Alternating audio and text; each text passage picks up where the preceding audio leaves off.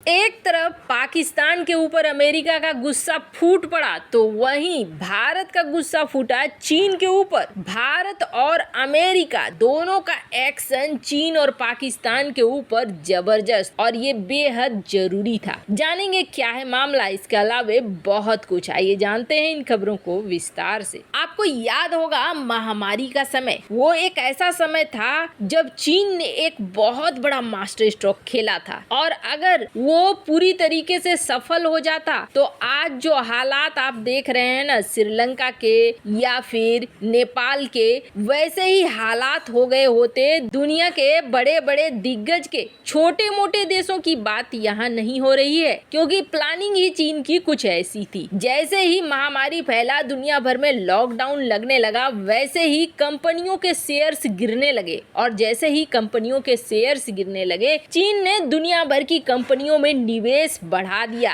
और आपको बता दें भारत की भी कई कंपनियों में निवेश कर लिया। अब इस निवेश के जरिए क्या हुआ था कि इन्हें एक अच्छी बड़ी हिस्सेदारी इन कंपनियों में मिलने लगी। इन हिस्सेदारियों के मिलने का मतलब था कि स्वामित्व मिल जाना, आधिपत्य हो जाना, इन कंपनियों का मालिकाना हक मिल जाना। जैसे ही भारत को इस बात की भनक लगी कि चीन अपने रणनीति में कामयाब होता हुआ दिख रहा है, सबसे पहले भारत ने ये कह दिया नया नियम पास करके कि जो भी आसपास भारत के सटे हुए देश हैं, भारत से जिनकी सीमा लगती है, उनका अगर हमारे देश में निवेश हो रहा है तो सबसे पहले उस निवेश को जांचा जाएगा। कोई भी कंपनी डायरेक्ट अपने मन से एफडीआई नहीं ले सकती है, यानी फॉरेन डायरेक्ट इन्वेस्टमेंट नहीं ले सकती है। पहले ये मंत्रालय को जाएगा, मंत्रालय ये फाइनल करेगा कि हाँ इसे हम अपने कंपनी में शेयर दे सकते हैं या नहीं दे सकते हैं, तभी उसे अनुमति मिलेगी। यहाँ पर चीन को भारत ने रोक दिया है, लेकिन अभी हाल ही में एक खुलासा हुआ है और उस खुलासे ने बता दिया है कि भारत के अंदर किस तरीके से जड़ें जमा रहा है चीन। दरअसल नोएडा में कई ऐसी कंपनियों को पकड़ा गया और सीए यानी कि चार्टर्ड अकाउंटेंट्स को पकड़ा गया जो मदद कर रहे थे चीनी फार्म बनने में, चीनी कंपनियां बनने में। अब खेल कैसे हुआ?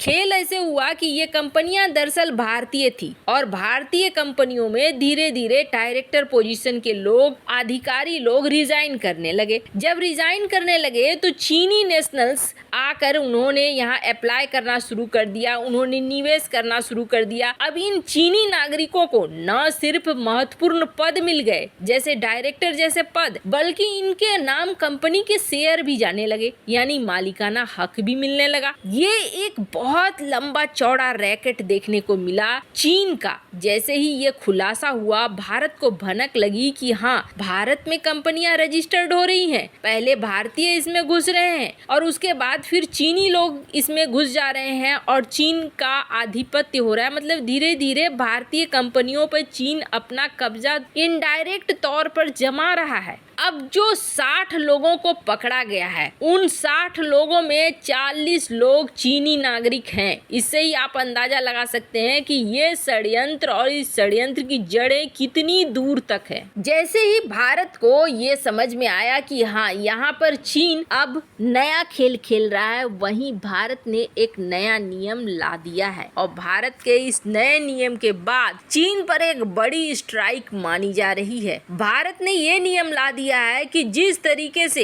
हमारे बॉर्डर पे लगे हुए देशों के साथ अगर एफडीआई होता है, फॉरेन डायरेक्ट इन्वेस्टमेंट होता है, तो आपको पहले हमसे अनुमति लेने की जरूरत है। वैसे ही अब अगर किसी भी कंपनी में जो भारतीय कंपनी है और उसमें किसी विदेशी की एंट्री होती है तो सबसे पहले गृह मंत्रालय से पूछा जाएगा। गृह मंत्रालय उस व्यक्ति के बारे में छानबीन करेगा और उसके बाद गृह मंत्रालय अगर ऑर्डर देता है कि हाँ आप आगे बढ़ो, तभी उस चीज को किया जाएगा, वरना नहीं किया जाएगा। मंत्रालय का ये नया रूल अब चीन के मंसूबों पर पानी फेर रहा है। खैर ठहरिए, अभी यहीं पर नहीं कहानी खत्म होती है। अब तो अमेरिका की बारी है, जो अमेरिका पाकिस्तान और चीन दोनों को नाको चने चबवा रहा है। एक तो अमेरिका ने पहली गलती कर दी पहला एक्शन लेने में। दरअसल खबर अब ये आ रही है कि टिकटॉक को बैन करेगा अमेरिका। 2 साल हो गए,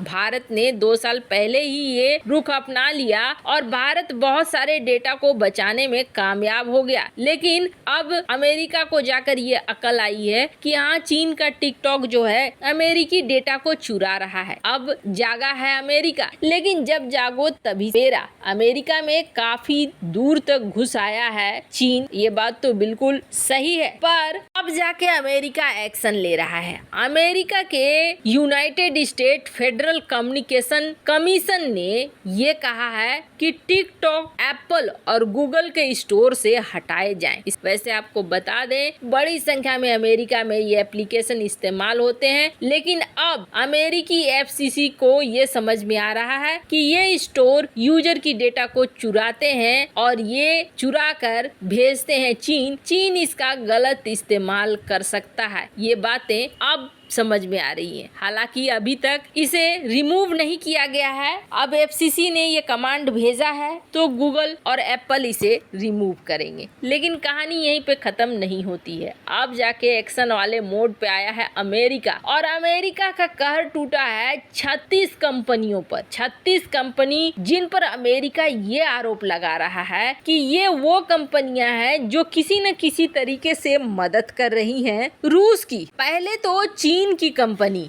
की 5 कंपनी को मंगलवार को अमेरिका ने ये कह के बैन कर दिया, ब्लैकलिस्ट कर दिया कि ये रूस को मिलिट्री और डिफेंस के सामान देते हैं, जिसकी वजह से इस वक्त रूस यूक्रेन की लड़ाई लंबी खींच रही है और जो अमेरिका चाहता है कि जल्दी से जल्दी रुके, वो चीज हो नहीं रही है। वहीं अमेरिका ने 31 और कंपनियों को ब्लैकलिस्ट किया, जिसमें यूएई की कंपनियां हैं, लिथुआनिया की कंपनियां हैं, सिंगापुर की है, यूके की है, उज्बेकिस्तान की है और वियतनाम की है। कुल 36 कंपनियां हैं जिन्हें ब्लैकलिस्ट किया गया है कि इन पर अब व्यापारिक रूप से प्रतिबंध लगाए जाएंगे। लेकिन सबसे अजीब और अलग बात निकल कर सामने आई है कि चीन की कंपनी तो चलो, आप चीन की कंपनी है जो रूस को मदद करती है, जैसे कि कॉनेक इलेक्ट्रॉनिक लिमिटेड, इसके अलावे वर्ल्ड जेट्टा, ये बहुत सारी ऐसी कंपनियां हैं जिनका नाम निकल कर आया है कि ये रूस को मदद करती है। लेकिन पाकिस्तान की कौन सी कंपनी आ गई? तो आपको बता दें, 3 ऐसी कंपनियां जो पाकिस्तान की हैं उन्हें भी बैन किया गया है और ब्लैक लिस्ट में डाल दिया है अमेरिका ने। अब हालांकि